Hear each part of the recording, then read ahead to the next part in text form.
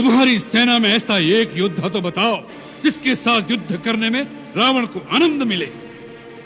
आपने सत्य कहा, हमारी सेना में ऐसा कोई नहीं जो आपसे लड़ने में शोभा पाए।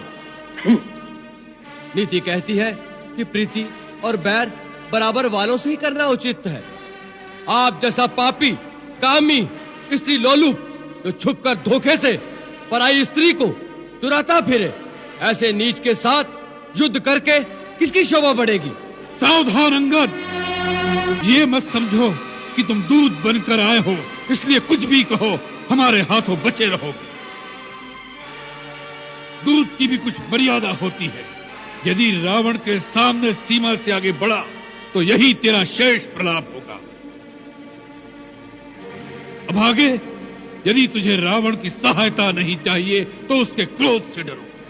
रावण रावण कितनी बार इस नाम को दोहराएंगे महाराज? मैं ये जानना चाहता हूँ कि जगत में कितने रावण हैं। मैंने कितने ही रावणों के नाम अपने कानों से सुन रखे हैं।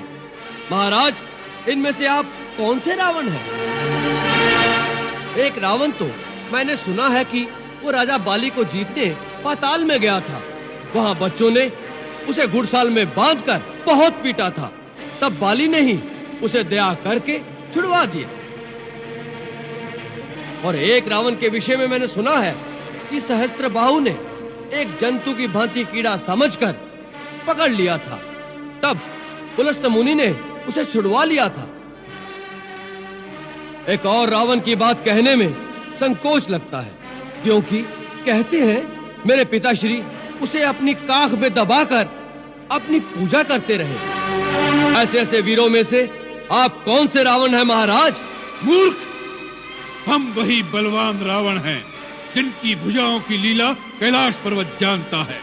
हमारी शूरवीरता को उमापति महादेव जी ने स्वीकार किया। अपने शीश रूपी पुष्प चढ़ा चढ़ाकर हमने जिसकी पूजा की।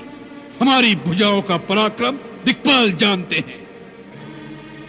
हमारी छाती की कठोरता को दशों दिशाओं के हाथी जानते हैं।